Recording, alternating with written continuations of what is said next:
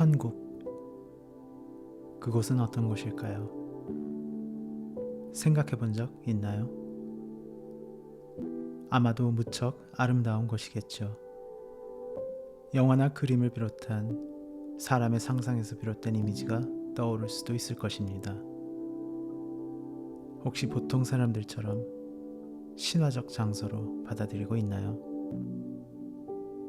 아마도 많은 사람들, 어쩌면 당신 역시 천국을 진지하게 생각해 본 적이 없을 수 있을 것입니다. 그 이유가 뭘까요? 천국을 진지하게 생각하지 못하게 하는 이유는 바로 천국은 죽음과 연관되어 있기 때문일 것입니다. 영국의 경험주의 철학자 존 로크는 우리의 모든 지식은 바로 경험을 토대로 하고 있으며 궁극적으로 경험으로부터 도출된다 라고 말했습니다.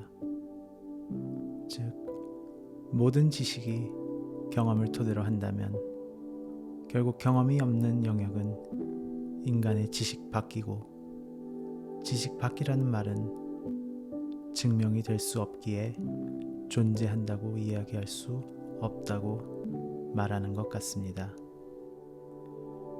세상에서 육체를 가지고 생명을 유지하며 살아가는 우리는 결코 죽음을 경험해 볼 수 없기 때문에 죽음 이후에 경험하게 될 천국을 진지하게 생각하기란 쉽지 않은 일입니다. 세상 사람들로서는 앞서 언급했듯 경험 없이는 존재도 하지 않을 테니까요.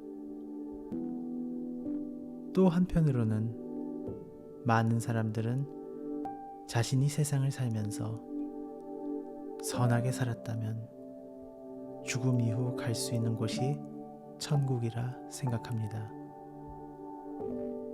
오늘 당신에게 묻습니다.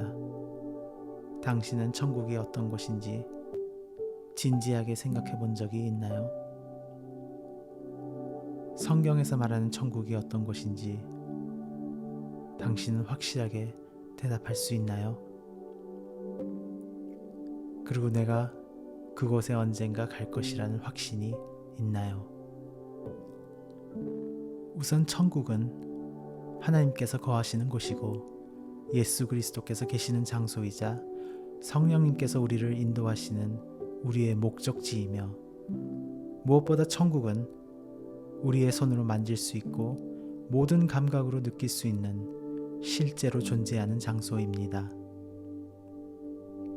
많은 사람들이 천국을 두고 철학적 개념이나 어떤 이상 정도로 치부합니다.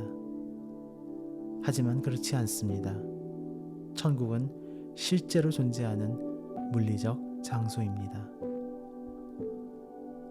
히브리서 11장 16절, 저희가 이제는 더 나은 본향을 사모하니 곧 하늘에 있는 것이라. 그러므로 하나님이 저희 하나님이라 일컬음 받으심을 부끄러워 아니하시고 저희를 위하여 한 성을 예비하셨느니라. 언젠가 우리가 그곳에 도달했을 때 형체가 없는 영적인 존재로서 가는 곳이 아닙니다. 하나님으로부터 새 몸을, 영광스러운 새 몸을 부여받아 영원히 살게 될 곳이 바로 천국입니다. 다음으로 천국은 준비된 곳입니다. 요한복음 14장 2절에서 3절, 내 아버지 집에 거할 곳이 많도다. 그렇지 않으면 너희에게 일렀으리라. 내가 너희를 위하여 처소를 예비하러 가노니 가서 너희를 위하여 처소를 예비하면 내가 다시 와서 너희를 내게로 영접하여 나 있는 곳에 너희도 있게 하리라. 예수께서는 제자들과 우리에게 훗날 살아갈 곳을 준비해 두신다고 하셨습니다. 그 말은 우리의 삶이 끝나고 죽은 이후에 모든 것이 끝나 무로 돌아간다거나 혼백이 여기저기 떠돈다는 것이 아니죠.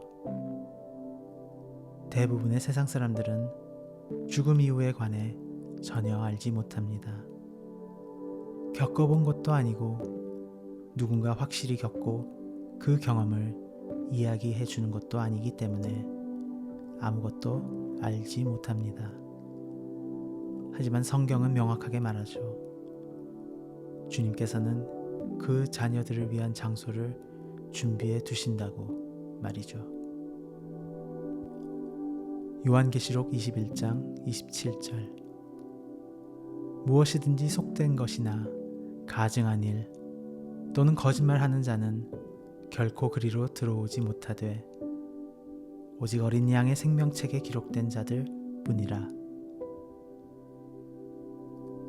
요한계시록 21장 2절 또 내가 보매 거룩한 성 새 예루살렘이 하나님께로부터 하늘에서 내려오니 그 예비한 것이 신부가 남편을 위하여 단장한 것 같더라. 천국은 우리가 죽음 이후에 갈 장소이며 주님께서 우리가 지낼 곳을 예비하신 곳입니다. 마지막으로 우리가 시민권을 가지며 살아갈 곳입니다. 빌립보서 3장 20절에서 21절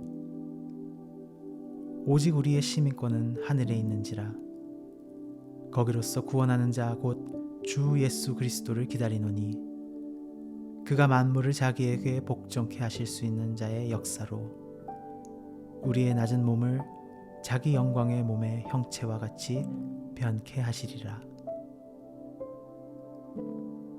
여기서 볼 수 있듯이 우리가 가진 몸은 천국에 갔을 때 가지고 가지 못하고 새로운 몸을 갖게 된다는 것입니다. 형체가 없는 영혼의 모습으로 가는 것이 아니며 지금의 몸, 아프고 낡아가며 매일같이 씻고 유지하기 위해 많은 것들이 요구되는 몸이 아닌 새로운 몸을 갖게 됩니다. 모든 면에서 우월하고 낡아가지 않으며 물리적으로 온갖 한계를 가지고 쉽게 다치고 깨지는 몸이 아닌 영원한 삶에 어울리는 완전한 육체를 가지고 살아가게 됩니다. 이 세상은 우리의 집이 아닙니다. 우리의 고향도 아니죠. 우리의 몸이 그리고 우리의 생명이 영원하지 않듯 우리가 소유하는 것들도 영원하지 않습니다. 아브라함은 엄청난 부호였지만 한 곳에 정착하지 않고 평생을 천막에서 살며 이곳저곳 옮겨 다니며 살았습니다. 왜 그랬을까요? 언제고 일어나 이곳을 떠나라 라는 하나님의 명령이 있을 것을 믿었으며 그 명령에 따를 준비를 했기 때문입니다. 아브라함은 자신의 판단을 우선하지 않았습니다. 아무리 지금 있는 땅이 비옥하여 가축들을 기르기 좋은 환경이라 할지라도 마실 물이 인접하여 자신과 그 가족들 그리고 거느리는 수많은 사람들의 생존에 용이하고 외적의 침입으로 방어하기 탁월한 지형이라 할지라도 아브라함은 하나님이 천막을 부수고 떠나라는 명령을 우선했습니다. 우리는 항상 언젠가 떠날 것이라는 사실을 잊지 말아야 합니다. 세상은 우리의 집이 아닙니다. 우리는 그저 이곳을 거쳐갈 뿐입니다. 잠시 머무르는 호텔방을 정성스럽게 꾸미는 사람은 없을 것입니다. 천국을 날마다 생각하고 천국을 기다리기 시작하면 세상에 무엇 하나 중요하지 않아지기 시작합니다. 돈과 재물도 가치가 떨어지고 가지고 싶어 했던 것들도 점차 줄어듭니다. 즐기던 일들이 퇴색되기 시작하고 지금까지 놓치지 않으려 애쓰던 것들 그리고 절대 포기하지 못할 것만 같던 많은 것들이 달리 보이기 시작합니다. 이상할이 많지 하찮아지고 중요하지 않게 되죠. 그렇게 안개처럼 우리의 눈과 귀를 가리던 세상에 속한 요소들이 걷히기 시작하면 비로소 하나님이 우리를 이 땅에 보내신 목적과 소명만이 남습니다.